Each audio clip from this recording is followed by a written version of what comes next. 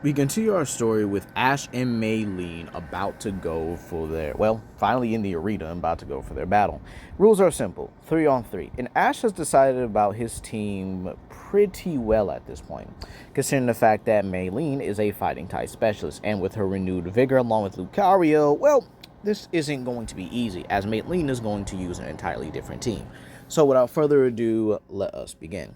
Maylene starts off with Breloom, while Ash goes for his Staravia Lycan Cannon.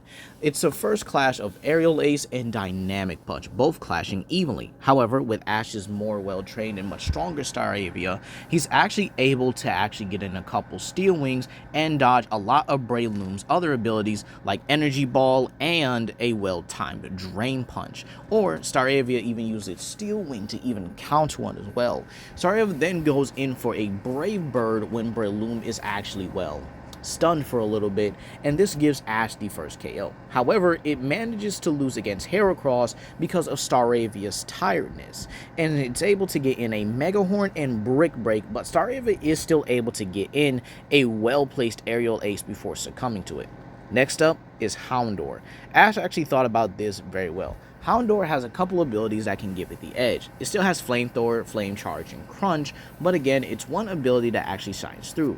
Smog. Using Smog, it can blind Heracross's vision and attack from multiple angles, which Ash does repeatedly with Flame Charge and Flamethrower, to which Heracross's ability Guts does activate, and this does come in to be a very big problem, especially when Heracross uses the move Reversal, almost one-shotting the likes of Houndour. However, Houndour is able to get up, and it actually starts to do one more thing. It does another Smog as Heracross comes in for a Mega Horn trying to finish it, but it misses and gets hit with a Flamethrower.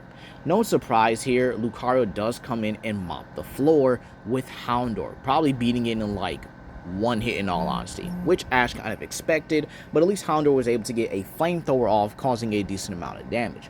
But now, the final part, Grotle versus Lucario. Let's begin. Grotle and Lucario both simply stare each other down, their auras glowing each other, blue and green respectively.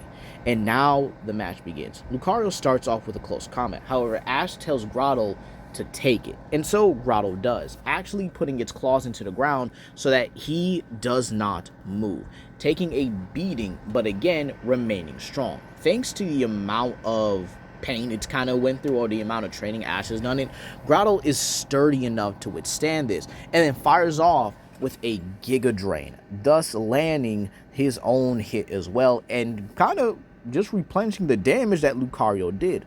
Lucario then goes for an Aura Sphere, which does knock Grotle back a little bit. However, he then goes for his own Metal Claw. However, Grotle waits on Ash's command. He waits, and as soon as Lucario gets close, he uses a Crunch, clamping down on Lucario's arm and causing it immense pain as Ash begins to pepper it with pretty much a volley of Razor Leaves, excuse me. He peppers it with a volley of Razor Leaves, but Lucario is able to use his free hand and thus uses another Metal Claw, causing it to disengage, and Grotle is now sent reeling back. However, it's not taking much damage because of the Giga Drain. So now Lucario is kind of at the, I guess you could say, the lower end of the spectrum at the moment. And this is because Ash is playing it smart. So he starts to launch, or Maylene calls for Lucario to launch multiple Aura Spheres. Grotle counters with Razor Leaf over and over and over again. However, Grotle feels something surge within him, his overgrowth, finally coming into a newer light, if you will. And Ash has seen overgrowth before, especially with the likes of Sceptile and Bayleaf, but he's never seen it like this. Not one bit. And this is where, when Lucario goes in for a close combat on Melee's command, this is where Grotle stumps its foot on the ground and something begins to grow out of it. Then it shoots out and catches Lucario, sending him flying back and ending the battle.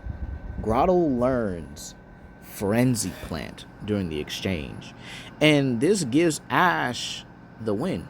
He's a little taken aback at first by it, but he ultimately comes around and hugs Grotle, earning his fighting badge as well.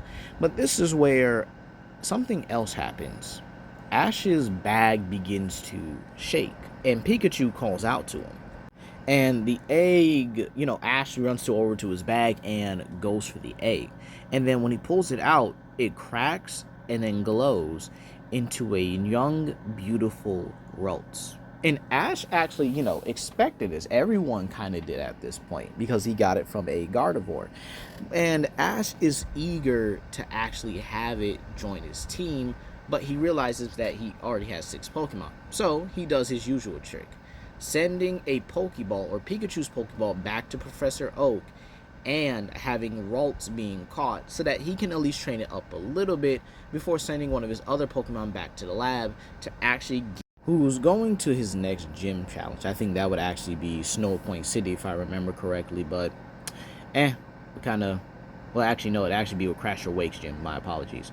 So Paul's looking for a new area to train, but this is where an explosion catches his eye and he runs towards it. And this is where he sees something exciting and awesome here. He sees 2 people battling against the likes of Team Galactic, this being the current Hoenn champion Grimlock and the psychic type gym leader of Kanto, Sabrina. Now, this is Grimlock from What If Grimlock Took the Gym Challenge. This is kind of my own way of introducing him into the story.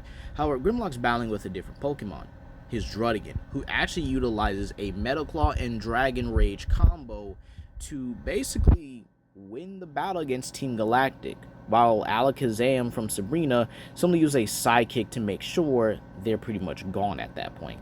But this is where Alakazam also picks up on Paul's presence.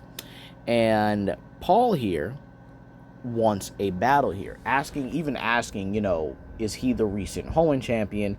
To which Grimlock does acknowledge Paul here and even sees that he does seem like a pretty strong trainer. So, when Paul challenges him to a 3-on-3 battle with no switches, by the way, so kind of a best out of 3 type of scenario, Grimlock does not have a problem going the full length. However, Grimlock does state he is going the full length with Paul, to which Paul doesn't mind it, as this means he gets a chance to actually battle against a champion and see where he's at. Maybe he's close to Cynthia's levels due to his training and due to his method.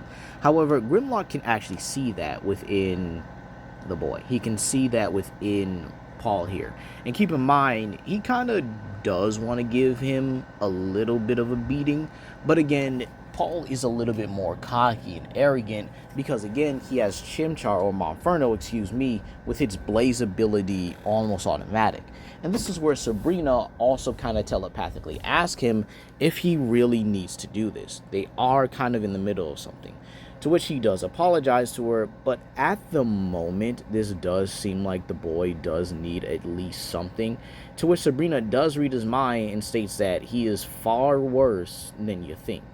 To which Grimlock is like, in terms of personality or in terms of power?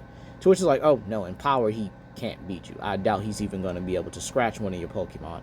But just to be safe, let's just say he's worse in personality.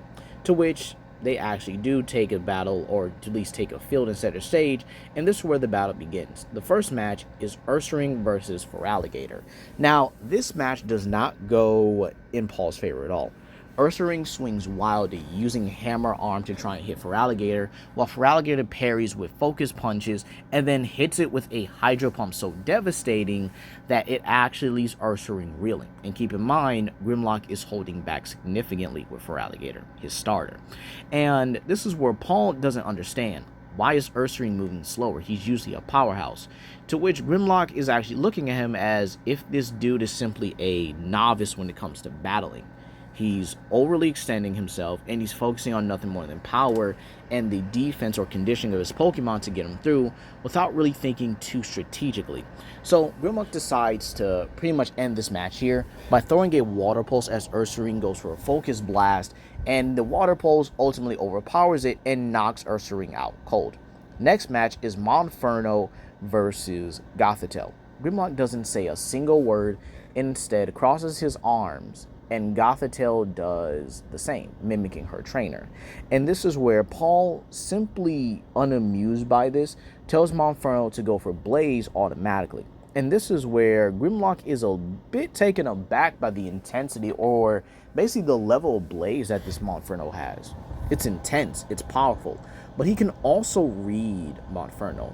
It's been through a lot of emotional turmoil as well, especially with the likes of Paul. So Grimlock decides to take it easy on the little Pokemon for a bit, but this simply enrages Paul and annoys his Gothitelle, as she's only using things like Psychic and Dark Pulse just to make sure Monferno doesn't get close. So Paul changes it up, goes for a Dig and Mach Punch or Power Punch combo. And this is where Gothitelle simply weaves and then smacks it with a Brick Break, sending Monferno flying. To which Gothitelle then kind of telepathically tells her trainer she's bored with this match. To which Grimlock's like, yeah, I kind of figured you would be. Let's just wrap this up here. So this is where Monferno comes in for a flamethrower, and Grimlock simply states to hold nothing back, telepathically mind you, and go for a Psychic Wave. Now again, this is where Gothitelle simply uses her Psychic on the battlefield, tearing it up in a wave-like fashion, and well, Monferno does go head-on into this as with Paul's instructions, and it's knocked out automatically at this point. To which, when Grimlock simply tells Gothitelle he did a good job, Paul does berate Monferno yet again, something that it sought to avoid, unfortunately. And to which Grimlock does call out Paul about this, about his treatment of Monferno. However, Paul simply wants to get back to the battle. So, Grimlock decides to stop playing around and uses Emboar against Paul's Torterra. This does not end well at all. Torterra does not have a way to touch Emboar at this point, not even to cause damage. And you might say, well, okay, why is that? Torterra's a pretty powerful Pokemon. Yes, but this is an Emboar that is champion level at this point. So not only does Grimlock go for a Hammer Arm, which actually does a lot more significant damage than the likes of Ursaring's could ever do, but he winds up going for a Flame Charge, which knocks Torterra into the air and sends it sprawling at Paul's feet, ending the battle right then and there. To which Paul calls the battle and, well, pretty much returns Torterra and doesn't say anything. To which Grimlock then calls him out on this. You treat your Pokemon poorly, as if they're mere extensions of yourself, tools made to be used. That's horrible. And then he gives the story for his Emboar, which, by the way, is the Cannon Tepig that Ash normally would have caught. So, you guys are going to get that full story and everything when it comes to what if Grimlock took the gym challenge and everything. So, just kind of be patient for a little bit, and I'll definitely show the few chapters of that as well. So, this is where we also have Grimlock and then Sabrina also berating Paul, stating that whatever level of power he's seeking will be the cause of his downfall. To which Paul doesn't believe it and states that why would he take anything from a novice gym leader? And this is where Grimlock simply states, where do you think he learned how to use his Gothitelle at this point? To which, by the way, this is the team he uses. He caught Gothitelle and Druddigan and Emboar earlier. Cofagrius was a later addition he kind of caught on the way back, or at least on the way to Sinnoh. And Luxray is one of his latest catches, which he raised from a Shinx all the way up until now. And so Paul does kind of keep his mouth shut about it when Grimlock, kind of explains where did he think he learned to use a psychic type like Gothitelle from. To which Paul is kind of stunned by this. He knew he would lose to a champion, but he beat him worse than Cynthia. Didn't even allow him to lay a hit on him. And to which Sabrina can see this and conveys this to Grimlock. Grimlock softens up a little bit and tells Paul, your training methods aren't too bad. They focus on power and endurance. So your Pokemon are going to be well-rounded and possibly one of the strongest to come out from it. However, you need to treat your Pokemon a whole lot better than what you do now. To which Paul takes some time to think and ultimately bows and leaves. But this isn't where we end off our story. No. We would head back to Professor Oak's lab, where Gible has finally mastered Draco Meter. After countless attempts, after countless fails, he actually managed to finally master it. But that's not all. He's caused some of his other friends to evolve. Totodile evolves into Croconaw, and the likes of Cyndaquil becomes Quilava much earlier than they are in canon. But they want to grow as well. They want to grow stronger. However, there's also one more person that actually benefited from this. This being Bayleaf. Yeah. Or should I say, Meganium. Oh yes, Ash has the full package now. And someone else is actually pretty happy about this. Well, while Meganium, was the first to evolve because she was the strongest already, this actually caused her and Sceptile to actually form a bond. So Sceptile also wins in this one as well, finally getting a Meganium that will actually love him for him. But this is where Meganium does often have to turn her attention back to the others, because she is still training them to not only fully evolve themselves, but to become stronger for Ash's sake. And this is where we simply have her asking Gibble if he feels great, to which Gibble responds by glowing in a white light. And thanks to all the training from such higher level Pokemon, he is much stronger than in canon, and thus evolves into a Gabite. And that's where we're going to leave it off here, you guys. What is Gabite going to do next? Is he going to find out about more Pokemon and more training? But hey, it's me all today, you guys. Y'all have a blessed day. Peace.